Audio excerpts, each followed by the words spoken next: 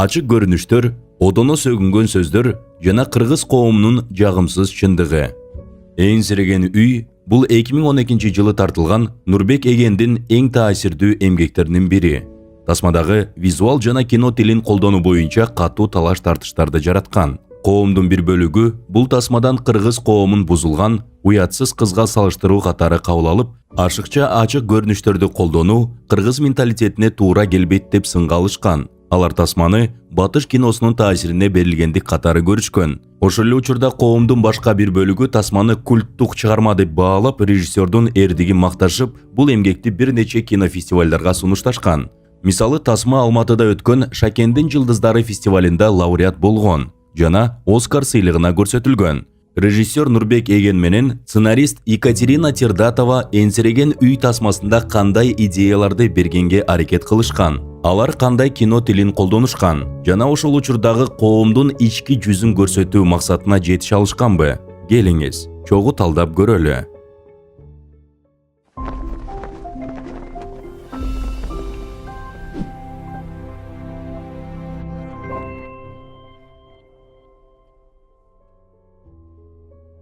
Коомдук курч темаларды камтыган тасмалар тилекке каршы кеңири популярдуулукка ээ боло беришпейт. Ошондуктан режиссерлор көрүүчүнүн көңүлүн буруу үчүн өзгөчө кино тилин колдонууга аргасыз болушат. Биз буга чейин назарыңыздарга сунган видео эсселерде Темир Бирназаровдун белгисиз маршрут тасмасы менен испан режиссеру тарткан платформа тасмасын мисал кылып, социалдык мазмундагы кинолордо автордук ойду дароо жеткирүү үчүн күчтүү окшоштуктар, аналогиялар колдонуларын айтып өткөнбүз. Кино тилинин дагы бир маанилүү ыкмасы. Мизансценаларды кадр ичиндеги көрүнүштөрдү детальдар жана атмосфера менен толуктоо. Бул ыкма көрүүчүнү каармандар менен өзүн тааныштырууга, алардын сезимдерине терең кирип кетүүгө түрткү берет. Мисалы, «Трудности перевода» которуудагы кыйынчылык аттуу экзистенциалдык мелодрама же 2006 жылы тартылган курч социалдык Вавилон. Биринчи тасмада Билл Мюррей менен Скарлетт Йоханссондун каармандары сымал. Көрүүчү да Токиодо жалгыздыкты жана өзүн жат сезүүнү башынан өткөрөт. Ал эми Вавилондо бири-бирине окшошпогон 4 окуя бир бүтүндүккө биригип, көрүүчүгө каармандар туш болгон кокустуктардын канчалык оор экендигин толук сүрөттөп берет. «Трудности перевода» которуудагы кыйынчылык, «Lost in Translation» жана «Вавилон» бул аталыштар да өзүнчө маани берет. Тилди түшүнбөстүк адамдардын ортосундагы чоң тоскоолдук экенин баса белгилейт. Бул жерде кино тилин туура жана таасирдүү тандоо канчалык маанилүү экенин айтпай түшүндүрөт. Москвадагы ВГИКти жана Нью-Йорк киноакадемиясын бүтүргөн чебер режиссер Нурбек Эген бул жагдайларды абдан жакшы түшүнгөн. Ал эңсиреген үй тасмасына эң туура жана таасирдүү кино тилин тандап алган. Кыскача баяндасак, тасма айылдык кыз Аселдин оор тагдыры тууралуу. Тасманын башында ал Марат аттуу жигиттен боюна бүтүп калат. Кызды жергиликтүү манап киши султанга турмушка берип коюшат. Асел аны алдап качып, Москвага мигрант болуп жөнөп кетет да, ал жакта боюнан алдырууга аракет кылат. Бирок ага жол берилбей калат. Кокустан таанышкан бир француз аял үчүн бой ташуучу эне же болбосо суррогат эне болуу сунушу түшүп, жана ал аялга бала төрөп берет. Анын акысы төлөнгөн соң, Асел эми эркиндикке чыктым деп ойлоп Парижге жөнөйт. Бирок ал жака жетпей, жолдо каракчылыкка кабылып, тасманын акыркы кадрларында жолдон өтүп бараткан кайдыгер адамдардын көз алдында азап тартып жан берет. Бирок эң негизгиси, режиссер бул жөнөкөйдөй көрүнгөн сценарийдин сөлөкөтүн кандайча көркөм ыкмалар менен толуктап, көрүүчүнү оор чындыкка бөлөгөн атмосферага кандайча сүңгүтөт. Тасмадагы каармандар сөгүнүшөт. Какой нахрен сын? Не звони сюда больше, понял? Этот Кадрда кускусу келет. районной администрации лично едет. Объяснят ее права и обязанности.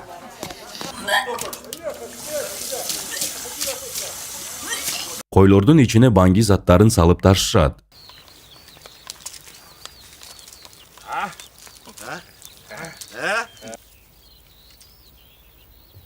У этого черная метка на голове, у этого тоже, а у того на заднице краской покрасили.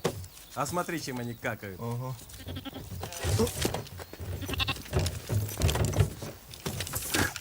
Здесь дерьма 1300. Койлорду муздашат.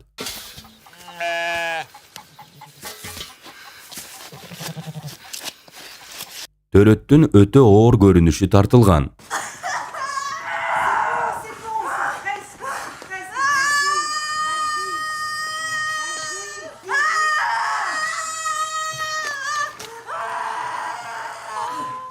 Султандын жана Аселдин өлүмү көрсөтүлөт.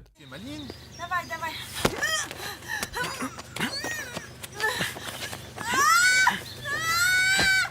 Отдай сумку! Туда ведет козел!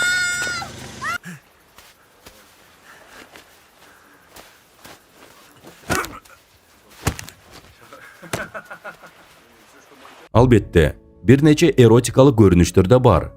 Алар ушунчалык ачык тартылгандыктан биз аларды видеого киргизе албайбыз. Болбосо YouTube дароо эле бул видеону бөгөттөп салат.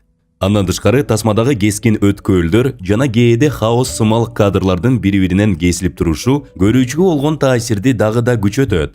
Башка кинолордо мындай кадрлар көбүнчө коомдук резонанс жаратуу үчүн колдонулса, эйинсиреген үй тасмасында бул катуу формадагы баян жана оор чындыкты чагылдыруу режиссер тарабынан атайын максат менен колдонулат. Көрүүчүнү жашыруусуз, боёксуз, дал ошол жашоонун өзүнө сүңгүтүү. Бул жерде эч нерсе кесилип өчүрүлбөйт. Кандай болсо, ошол бойдон ачык айкын берилет. Ошондуктан Аселдин аракеч атасынын чыдагыс турмушу, Москвадагы мигранттардын кара жумуштан ээсин жоготуп кылашы сыяктуу социалдык көйгөйлөр өзгөчө оор кабыл алынат.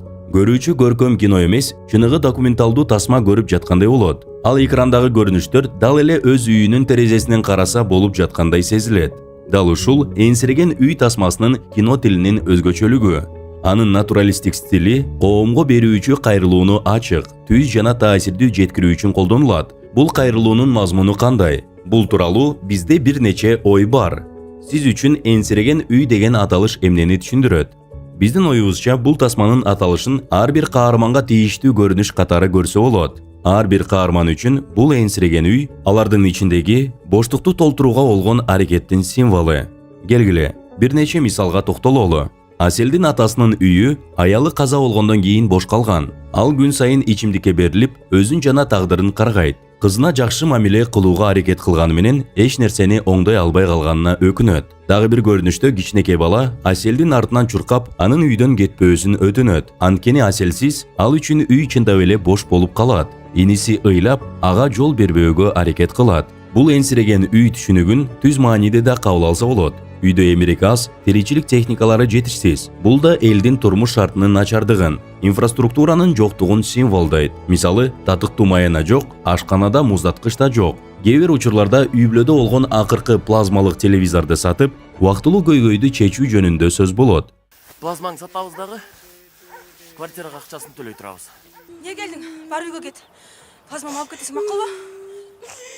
Ал эми телевизор жок болгондо, адамдар 500 сом үчүн шектүү акцияларга чыгууга макул болушат. Муну менен өз үйүн, өз тагдырын башка бирөөлөрдүн оюндагы пешкага айландырып, үйүн өз колу менен бошотуп жатышат. Киши башына 500 сомдон беришет. 500 сомдон. 500?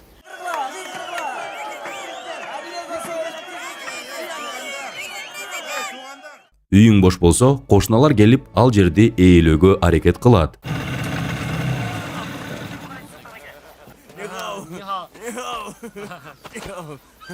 Бул ой да символикалык мааниге ээ. Негизинен мындай түрдө жол тосуу же нааразылык акциялары 2000-жылдардын башында Ысык көл тарапта кеңири тараган көрүнүш болчу. Бул көрүүчүлөр үчүн ошол доорду эстеткен тааныш учур. Үй деген түшүнүк жылуулукту, тынчтыкты жана туура баалуулуктарды туюнтат.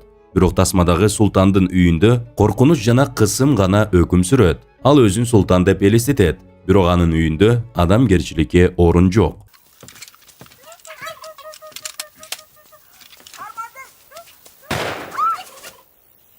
Кытайда өлүм жазасына тартылгандардын саны башка мамлекеттерге караганда нечесе көп экен. Менимче, мунусу туура. Француз аял Вирджинияда өз үйүндөгү боштукту толтурууга аракет кылат. Ал психикалык оорудан жапа чегет. Апасы менен уруш талаштан тажаган. Ошондуктан бала төрөтүп, ошол аркылуу ички жараатын дарылоого үмүт кылат. Бул максатта Москвага келип, Асел менен бой ташуучу эне болуу тууралуу келишим түзөт. Вирджининин бул чечими өзүнүн илдетин жое турган үмүткө айланган. Ал кайра-кайра баланын ата-энесинин ден соолугу чыңбы деп текшерет. Телефон, имейл, на имейл, все анализы и экография, ультразвук. Албетте, тасмада мигранттардын жашоосу өзгөчө ачыктыгы менен көрсөтүлөт. Алардын азап тозогу, жокчулугу, жашоодон көңүлү калганы бүт чындыгы менен тартылган.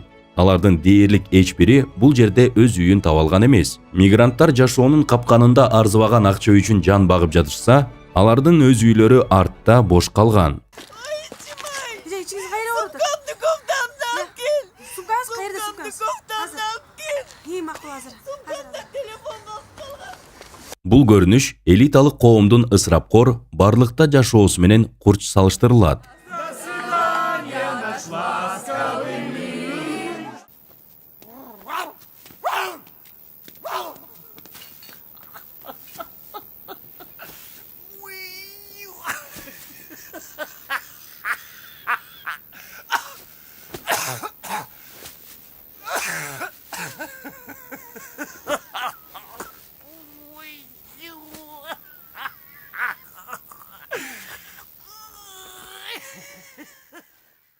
Ушунун баарынын ичинде өзүн издеген адамдардын арасында Асел өзгөчө айырмаланат. Ал да өзүнө жай таба албайт.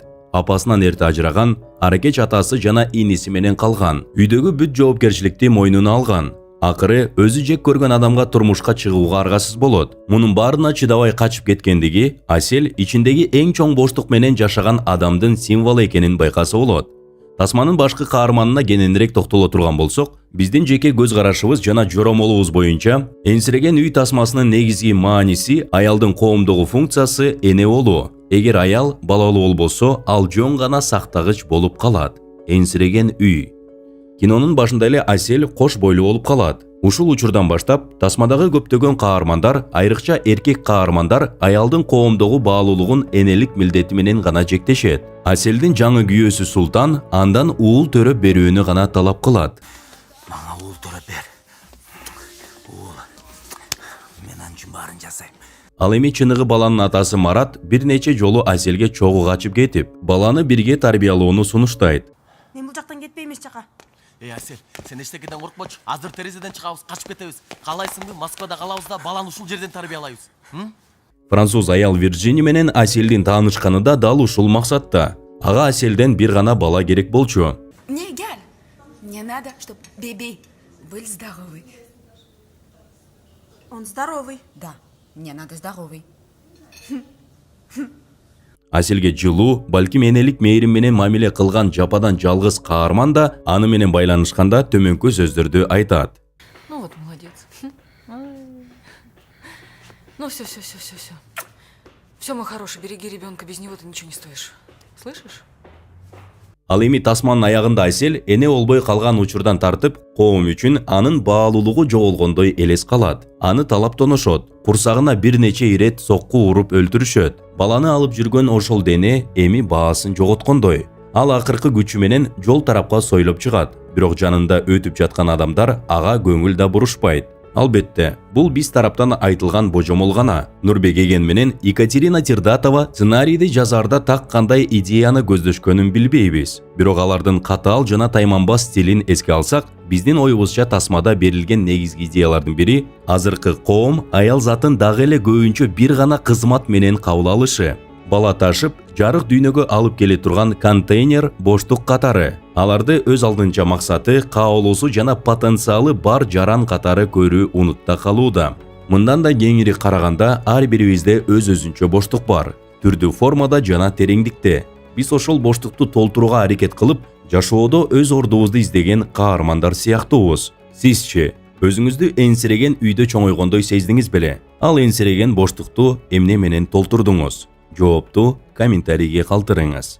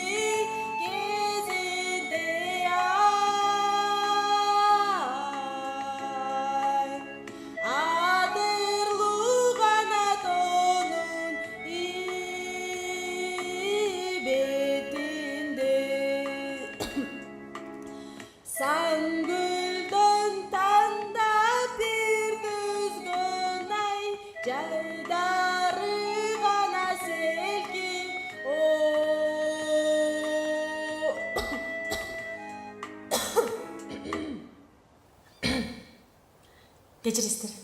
Башынан баштайынчы. Кана. 1, 2, 3.